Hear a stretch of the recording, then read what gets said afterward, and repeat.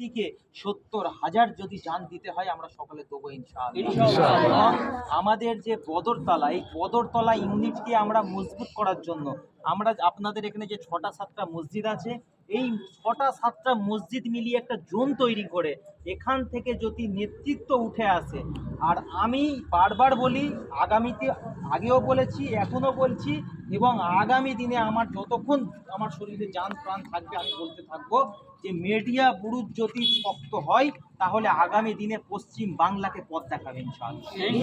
পশ্চিম বাংলাকে পথ দেখিয়েছে এই মিডিয়া বুরুজ কাপড়ের দিক থেকে, ভারতকে পথ দেখিয়েছে মিডিয়া বুরুজ এই কাপড়ের দিক থেকে, এশিয়া মহাদেশকে পথ দেখিয়েছে এই মিডিয়া বুরুজ কাপড়ের দিক থেকে, এমনকি পৃথিবীর মধ্যে তিনটে স্তরের মধ্যে, তিনটে জায়গার মধ্যে মেটিয়া বুরুজও সেই জায়গার মধ্যে পড়ে যে বিশ্বকে রেডিমেড গার্মেন্টসের পথ দেখিয়েছে।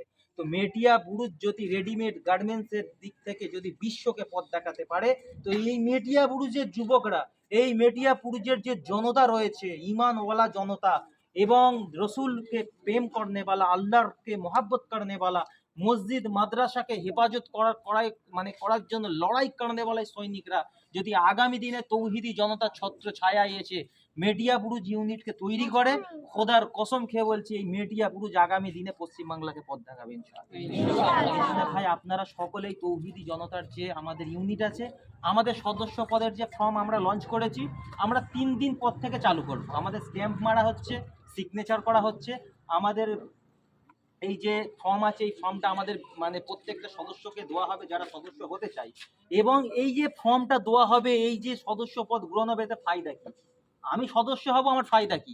ফায়দা এইটা, আপনি দিনে রাতে, সকালে দুপুরে রাতে ভোরে, বাংলায় হোক বাংলার বাইরে হোক, কলকাতায় হোক, গ্রামে হোক, শহরে হোক, আনাই কানাই কনাচে যেখানেই আপনি সমস্যায় পড়বেন, ইনশাআল্লাহ তৌহিদি জনতা আপনার সাথে থাকবে। এইটা হচ্ছে সর্বপ্রথম কথা।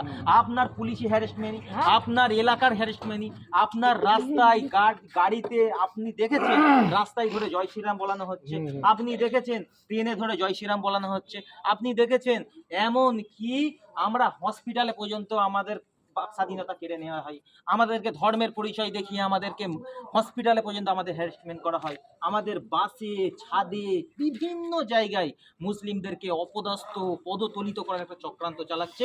আপনি যেখানেই সমস্যায় পড়বেন, মিডিয়া পুরুষবাসী হিসেবে সালমান তৌহিদি জনতার পক্ষ থেকে এবং পুরো তৌহিদি জনতার টিম আপনার সাথে থাকবে ইনশাআল্লাহ। সেখানে পুলিশি হ্যারাসমেন্ট হোক, সেখানে কোনো নেতার হ্যারাসমেন্ট হোক, আমরা কোনো দল বুঝি না, কোনো মত বুঝি না, কোনো কালার বুঝি না। আপনি আইএসএফ এর মুসলমান হন, আপনি তৃণমূলের মুসলমান হন, আপনি কংগ্রেসের মুসলমান হয়, সিপিএম এর মুসলমান, মিমের মুসলমান, কোনো মুসলমান আমরা চিনি না।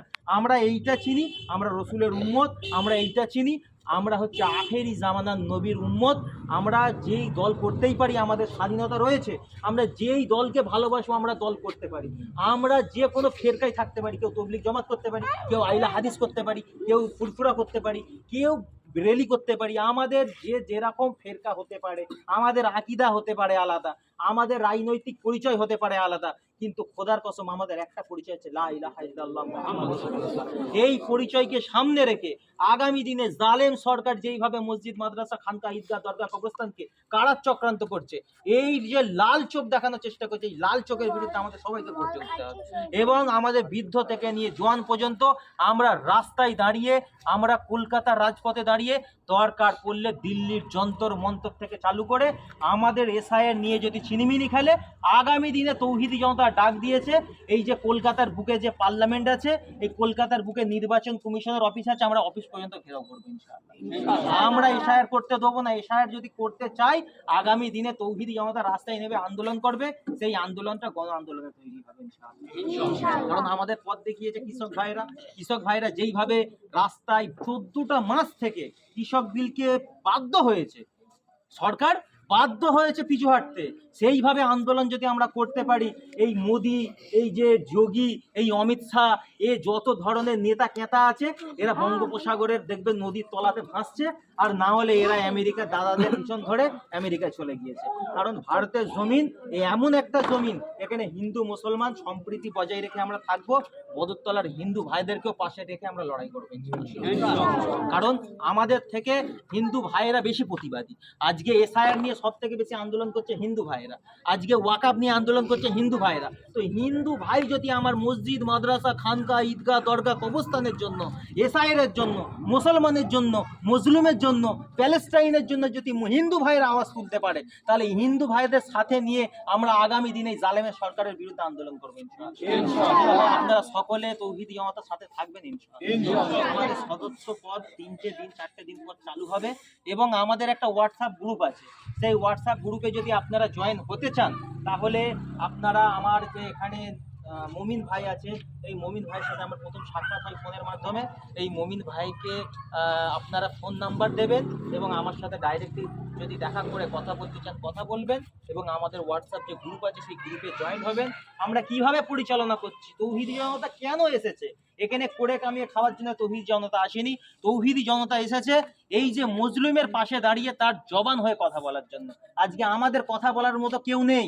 আমাদের কথা বলার জন্য যেই সব প্রতিনিধিদেরকে আমরা দাঁড় করাই, সেই প্রতিনিধি বলে আমার হাতে কিছু নেই। সে তখন বলে আমি এইসব পারি না।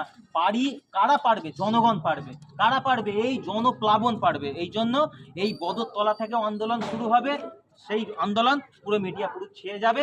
এবং আমার ইচ্ছা এই বদরতলার মধ্যে আপনাদের যে জায়গা রয়েছে, আপনারা যদি পারমিশন দেন, আমরা পুলিশ পারমিশন নিয়ে আমরা পিসি, এসপি, এসডিও থেকে চালু করে জয়েন্ট সিপি থেকে যত বড় ওপরের হাত আছে তাদের সহযোগিতা নিয়ে আগামী দিনে এখানে একটা আমরা প্রতিবাদের সভাও করবো ইনশাআল্লাহ। আপনারা যদি তৈরি থাকেন আমরা করবো ইনশাআল্লাহ। আপনারা পারমিশন দিলে আমরা আছি। আমরা সকলে তৌহিদি জনতার সাথে আছি ইনশাআল্লাহ। আল্লাহ আমাদের ঢাকাকে কবুল করুক। আমরা লিল্লাহিয়াতের জন্য কাজ করব, যে বড় লিডার হওয়ার জন্য কাজ না। আমাদের কাজ হবে উম্মতের খেদমত। আমাদের জান মালকে লাগিয়ে আমরা উম্মতের জন্য আমরা কাজ করব। আর যে তৌহিদি জনতায় থেকে এবং তৌহিদি জনতায় এসে যদি মনে করে যে আমি একটা কিছু হতে চাই বা আমি একটা কিছু করতে চাই, তাহলে আগামী দিনে সে কাজ করতে পারবে না। কারণ আমাদের প্রোটোকল আছে। আমরা কাজ করব লিল্লাহিয়াতের জন্য, আমরা কাজ করব উম্মতের খেদমতের জন্য, আমরা জনসাধারণের জন্য কাজ করব, মুসলিমের জন্য কাজ করব। এই জন্য আপনারা যেই দিন বলবেন আমরা আসবো। এখানে যদি আপনারা প্রোগ্রাম করতে চান, আপনাদের আরও পার্শ্ববর্তী মসজিদ আছে তাদের সাথে আমরা কথা বলবো এবং আপনাদের এখানে যারা পরিচিতি আছে, যাদের কথা এখানে গ্রহণযোগ্য, সেই সব হাজি সাহেব, ইমাম সাহেব, মৌলানা সাহেব, কারি সাহেব, মুফতি সাহেবদের সাথে যদি বসতে হয়, তৌহিদি জনতা সব সময়, যখন রাতে, দিনে, দুপুরে, সকালে যখন ডাকবেন আমি লাভবাহিক বলে আমার টিমকে নিয়ে আমরা ইনশাআল্লাহ হাজির হয়ে যাব। আর আগামী দিনে আপনারা তৌহিদি জনতা সংগঠনে যোগদান করুন। তৌহিদি জনতা কোনো রাজনৈতিক সংগঠন না, একটা কথা ক্লিয়ার বলে দিচ্ছি। তৌহিদি জনতা কোনো রাজনৈতিক সংগঠন না। এখানে রাজনীতি করতে তৌহিদি জনতা পশ্চিমবঙ্গের জমিনের জন্ম হয়নি। তৌহিদি জনতা পশ্চিমবঙ্গের বুকেতে আন্দোলন করার জন্য তৈরি হয়েছে। কোন আন্দোলন? যেই সরকার আমাদেরকে ওয়াকাফ কেড়ে নিতে চাচ্ছে, যেই সরকার এসআইআর করে মুসলিম নাগরিক, হিন্দু নাগরিককে হেনস্থা করে বাংলাদেশে পুশব্যাক করার চেষ্টা করছে, যেই সরকার এই যে ভারতবর্ষের জমিনে হিন্দু মুসলমানের মানে একটা লড়াই তৈরি করে দেওয়ার চেষ্টা করছে, সেই সরকারকে ওই গদি থেকে তুলে আর বঙ্গোপসাগরে ভাসাবার জন্য তৌহিদি জনতা সারা পশ্চিম বাংলার বুকে ইউনিট তৈরি করছে। আগামী দিনে প্রত্যেকটা মসজিদ বাই মসজিদ আমরা ভিজিট করব এবং আমাদের রেল লাইন থেকে চালু করে সফি কারবালা থেকে চালু করে পাঁচুর এবং আমাদের মেটিয়াবুরুজে প্রত্যেকটা জায়গায়, বদরতলা শুধু বাকি ছিল, কিছু আমরা এখানে আপনাদের কাছে এসে আমরা পৌঁছতে পেরেছি। এরপরে আমরা সময়কে বের